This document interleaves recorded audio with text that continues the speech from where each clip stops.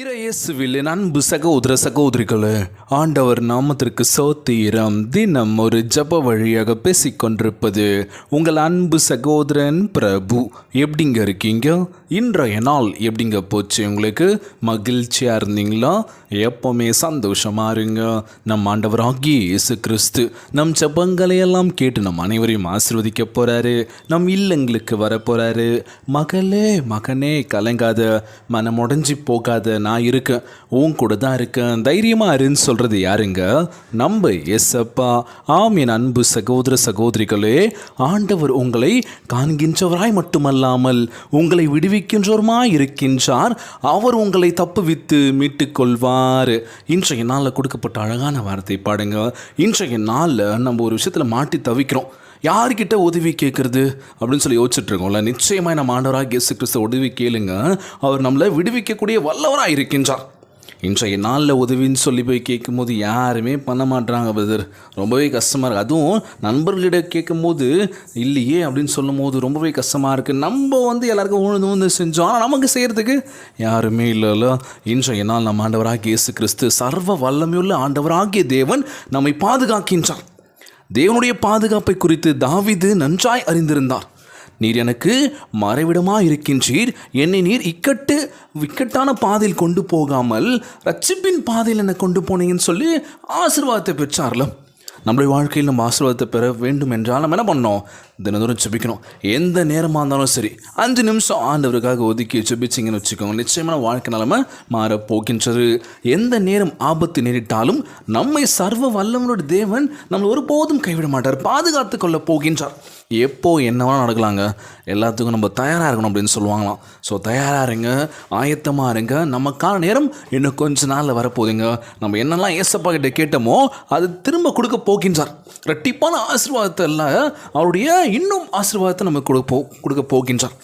இன்றைய நாள் ஜெபம் உலகில் வாழ்கின்ற எல்லாருக்கும் நம்ம ஜெபிக்க போகிறோம். சோர்ந்து போகாதீங்க, உற்சாகமாக இருங்க அப்படின்னு சொல்லிட்டு இருக்காங்களாம். இன்றைய நாளில் ஒரு முக்கியமான நிகழ்வு என்ன அப்படின்னா, கேள்விப்பட்டிருப்பீங்கன்னு நினைக்கிறேன். மகாராஷ்டிரா அந்த இடத்துல நடந்த ஒரு விஷயம் இது. அங்கன்வாடி, அந்த சின்ன வயசு இந்த சின்ன பசங்களாம் படிப்பாங்க பார்த்தீங்களா, பால்வாடின்னு சொல்லி. ஸோ அங்கே மதிய உணவு கொடுத்துருக்காங்க. அந்த உணவில் பார்த்தீங்கன்னா பாம்பு இருந்திருக்கு. என்னடா இது, ரொம்ப ஷாக்கிங்கான ஒரு விஷயம் இது. நல்லவேளை எந்த ஒரு உயிர் சேதமும் ஆகலை, அதுலேயும் பார்த்துட்டாங்க அப்படின்னு சொல்லும் போது ஓகே அப்படின்னு சொல்லி எந்த பிரச்சனையும் இல்லை, எந்த பாப்பாக்கும் யாருக்கும் எதுவும் ஆகலை, கண்டுபிடிச்சிட்டாங்க. ஸோ உஷாராக இருக்கணும்ல, நம்ம எப்போவுமே எங்கேயுமே கவனமாக இருக்கணுங்க. அதுதான் ஒரு முக்கியமான விஷயம் இது. நம்ம குழந்தைங்களை வீட்டில் கண்காணிக்கணும் அப்படின்னாலே நம்ம வேலையை பார்த்துட்ருப்போம். குழந்தை என்ன பண்ணுதுன்னு தெரியாதுல்ல. ஸோ எத்தனையோ விபத்துக்கள் நடந்திருக்குல்ல, எத்தனையோ உயிர் பலிகள் ஆகிருக்குல்ல. குழந்தை விட்டுருப்பாங்க, மொட்டை மாடிலேருந்து கீழே குதிச்சு இறந்துட்டாங்க அப்படின்னு சொல்லி நிறைய சம்பவங்கள் இருக்குங்க, சொல்லிக்கிட்டே போகலாம். ஸோ கவனம் கொஞ்சம் தேவை குழந்தை மேலே. ஸோ வீட்டில் இருக்க குழந்தைங்க உஷாராக பார்த்துக்கோங்க. வெளியில் எங்கே அமிச்சாலும் சரி கவனம் குழந்தை மேலே இருக்கணும். கைபேசி பார்த்துக்கிட்டே போகிறது, கைபேசி கூட டைம் ஸ்பெண்ட் பண்ணுறது, நம்ம பசங்க என்ன பண்ணுறாங்கன்றது இன்னும் யாருக்குமே தெரியாதுல்ல. ஸோ பசங்க பாட்டு விட்டால் அவங்க பாட்டு விளையாடுவாங்க, அவங்க பாட்டு ஏதோ பண்ணுவாங்க அப்படின்னு சொல்லி. ஸோ கவனமாக இருங்க, குழந்தைங்களை பார்த்துக்கோங்கன்னு சொல்லி நம்ம ஜெபிக்க போகிறோம். உலகில் வாழ்கின்ற எல்லாருக்கும் நம்ம ஜெபிக்க போகிறோங்க. மருத்துவமனையில் இருக்கின்ற ஒவ்வொரு சகோதரிகள் ஒவ்வொரு நோயினால் பாதிக்கப்பட்டிருக்காங்கல்ல. ஆண்டவரே உங்களுடைய கரங்களால் தொற்று நோயில் அகற்றி போடுங்கப்பான்னு சொல்லி கேட்கலாமா? இன்றைய நாள் ஜெபத்திற்குள்ளாக பயணிப்போமா?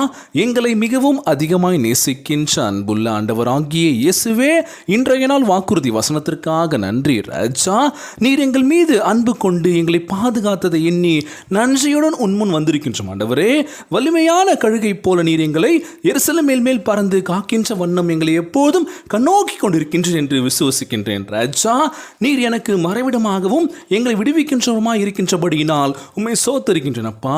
நீர் எங்களை சுகமாய் காத்துக் கொள்வீர் என்று அறிந்து ஆபத்து காலத்தில் உம் சட்டைகளை கீழ் அடைக்கலமாய் வந்து சேர்கின்றோம். ஆண்டவரே, எங்களை வழிநடத்த வேண்டும் என்று ஜெபிக்கிறேன். ஏசப்பா, எங்களை பாதுகாத்துக் கொள்ள வேண்டும் என்று கேட்கிறேன். ஆண்டவரே, எங்களை சுற்றி இருக்கின்ற ஒவ்வொரு மக்களையும் பார்த்துக்கோங்கப்பா. யாருக்கு அந்த கஷ்டங்கள் துன்பங்களை கொடுத்துறாதீங்க ராஜா. ஆபத்தின் நாளில் நாங்கள் கூப்பிடுகின்ற பொழுது எங்கள் ஜெபத்து விண்ணப்பத்தை கேட்டு எங்களை ஆசீர்வதிக்க போவதற்காக நன்றி. ஆண்டவரே, சமாதானத்தினாலும் உம்முடைய வாக்கு தத்தத்தின் மேலான திடமான நம்பிக்கையினாலும் நிறைந்திருக்க வேண்டும் என்று ஜெபிக்கிறேன். ஏசப்பா, எங்களையும் எங்களை சுற்றியுள்ள அன்பான உறவுகளையும் தினமொரு ஜெபங்கள் கேட்டுருக்கேன் அன்பான உறவுகள் எல்லோரையும் பாதுகாத்துக் கொள்ள வேண்டும் என்று கேட்கிறேன். ஆண்டவரே, உம்முடைய பலனையும் அன்பையும் நாங்கள் ஒருபோதும் மறவாதிருக்க உதவி செய்வீராக. நீர் எங்களை பாதுகாக்கின்ற தேவன். ஆண்டவரே, எங்களை ஒருபோதும் கைவிட மாட்டீங்க தெரியும். ஏசப்பா, ஜெப விண்ணப்பங்களை கேட்டு எங்களை ஆசீர்வதிக்க வேண்டும் என்று கேட்கிறேன். ஆண்டவரே, இந்த ஜெபத்தை கேட்டுக்கொண்டிருக்கின்ற அன்பு உள்ளங்கள் எல்லோரையும் பாதுகாத்துக் கொள்ள வேண்டும் என்று ஜெபிக்கிறேன். ஏசப்பா, எல்லோரும் நல்லா இருக்கணும்ப்பா. ஆமேன்.